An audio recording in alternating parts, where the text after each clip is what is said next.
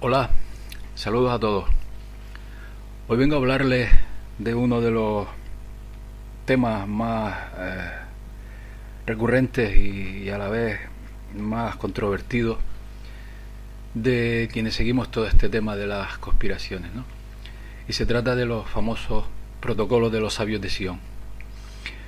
Decir para quien no conozca el tema que estos protocolos de los sabios de Sion son unos textos que aparecieron a comienzos del siglo XX, en los cuales unos supuestos sabios de Sion, judíos, tramaban un plan que a lo largo del siglo XX buscaban hacerse con el poder del mundo, ¿no?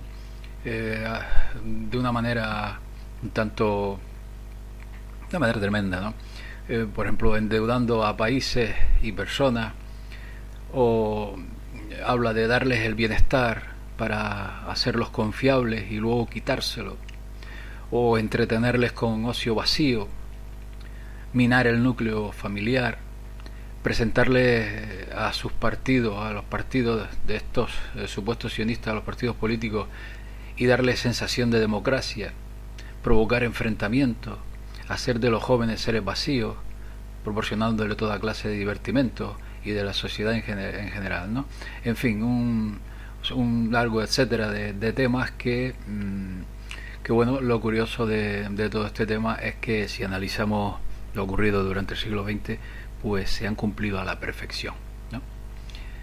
Estos protocolos supuestamente era un registro textual de 24 reuniones secretas de líderes de una conspiración, ¿no? Que anunciaron su determinación de desbordar todos los países y religiones de los engaños de la democracia y el socialismo y sustituirlos por un imperio mundial judío.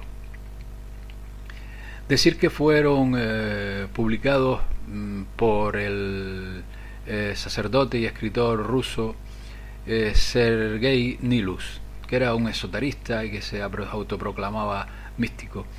Al igual que ocurre también con, por ejemplo, con las cartas de Albert Pike, que también sus divulgadores provienen del mundo del catolicismo, ¿no? Los publicó en 1902 en un libro que se llama Lo grande en lo pequeño, la venida del anticristo y el dominio de Satanás en la tierra. Este texto de los protocolos apareció como un capítulo añadido a la tercera edición de este libro, publicada en 1905. El propio Nilo dijo que su fuente era el Congreso Sionista.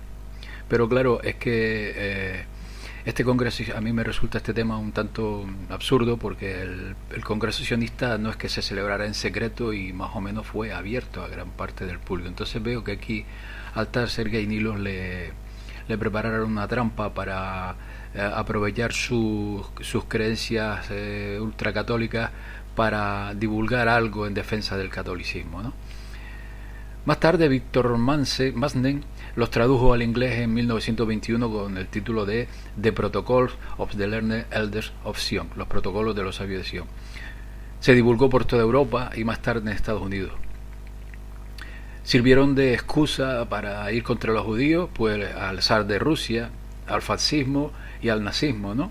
Donde este libro cayó en manos de Adolf Hitler, parece ser que allá por el año 1918, y cuando llegó al poder en 1933 se usó como texto básico en las escuelas en Alemania.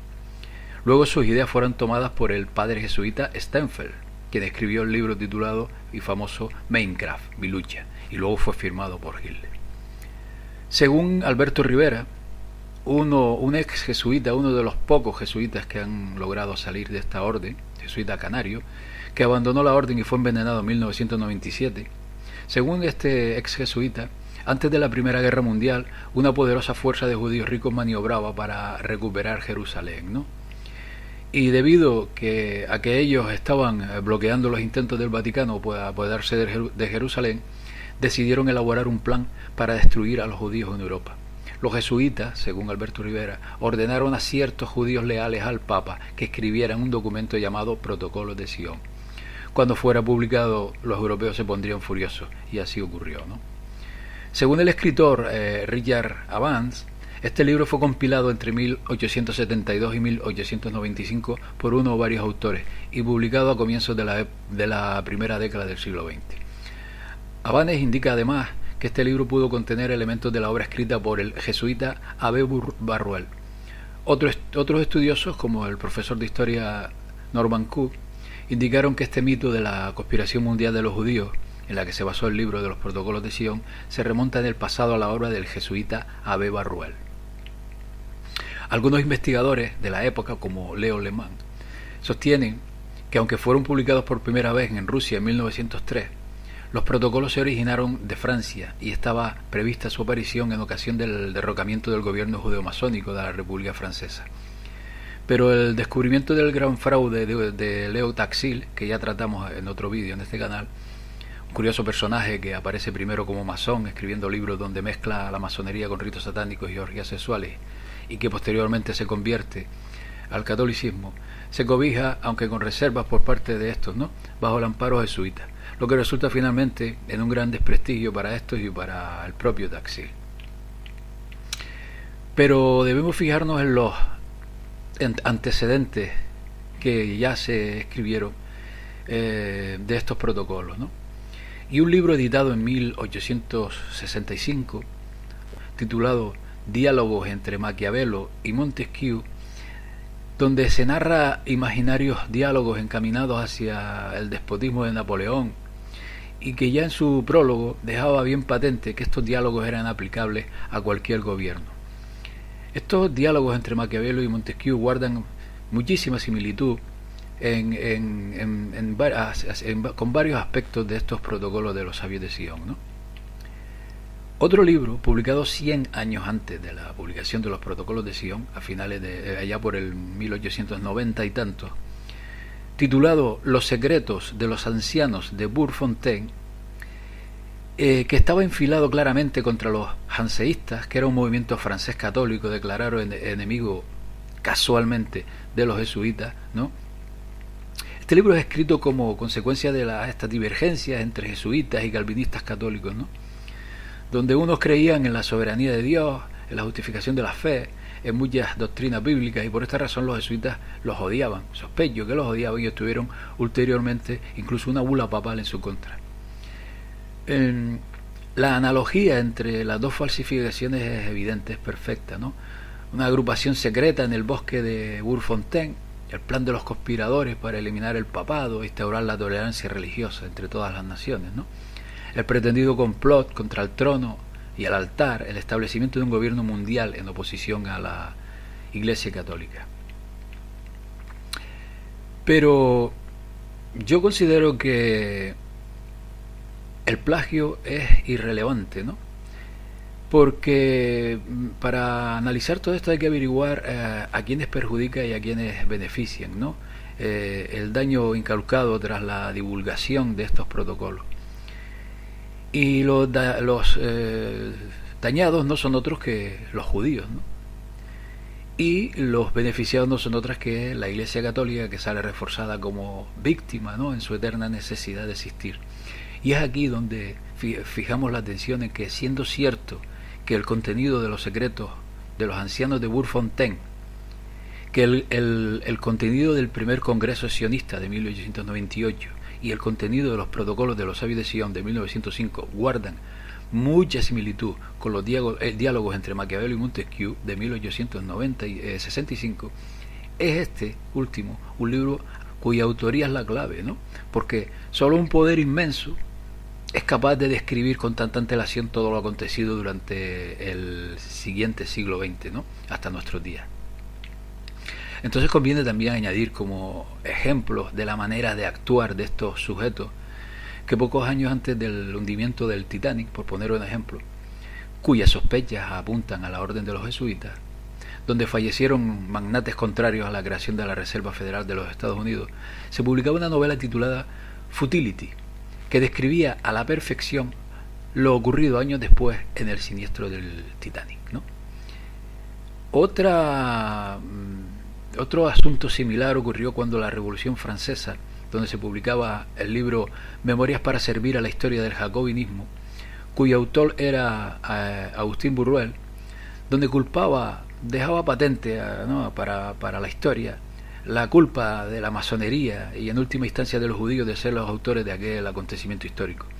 y siendo cierta la participación de la masonería, ¿no?, el abade Barruel, jesuita, no menciona que eran y son ellos, los jesuitas, quienes controlaban las logias, ¿no?, pasando así una vez más desapercibidos en la historia, tal como dicta su propio juramento jesuita.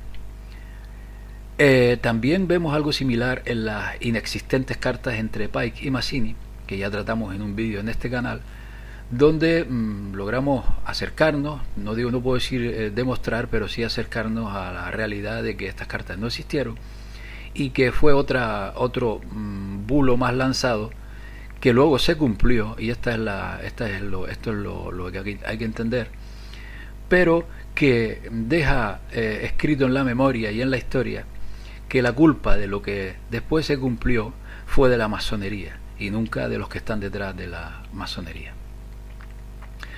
Bueno, debo decir que hay gente que descarta la autoría de los jesuitas porque en los propios protocolos de los sabios de Sion figura un párrafo que descarta a los jesuitas, estos supuestos sabios, descartan a los jesuitas como los únicos capaces de llevar a cabo una acción similar de apoderarse del poder del mundo, porque según estos supuestos sabios, en los protocolos de los sabios de Sion dicen que habían sido infiltrados por los sionistas, ¿no? Esto demuestra la astucia de esta orden, ¿no?, porque ya conocemos sus maneras, ¿no?, y ya vemos cómo logran zafarse de ser acusados de alguna manera, y en los propios protocolos que ellos ordenaron escribir, pues ya los propios supuestamente autores ya los exculpan, ¿no? Bueno, todo esto no ocurre porque sean profetas o adivinos, ¿no?, sino porque son ellos mismos los autores intelectuales de toda esta trama, capaces de describir un destino que, a través de su control sobre la masonería, sobre el sionismo y sus grandes lobbies, sobre los gobiernos y sus ejércitos y servicios secretos, sobre la gran banca, ¿no?, pues hicieron realidad las deplorables guerras y conflictos vividos en el pasado siglo, que siguen presentes en estos mismos momentos. Y bueno, en definitiva, lo que pretendo decir es que ellos tienen una estrategia, y la estrategia no es otra que, una vez preparada la agenda que hace siglos están llevando a cabo, se adelantan a los acontecimientos para inculpar a otros, que a veces son muy etéreos, ¿no?, de las fechorías y tramas que han hecho los que yo considero que son los verdaderos autores de los protocolos de los sabios de Sion, ¿no?, y no son otros que la Compañía de Jesús o los jesuitas. Pues nada, amigos, esto era un poco lo que quería contar, y hasta la próxima. Saludos a todos.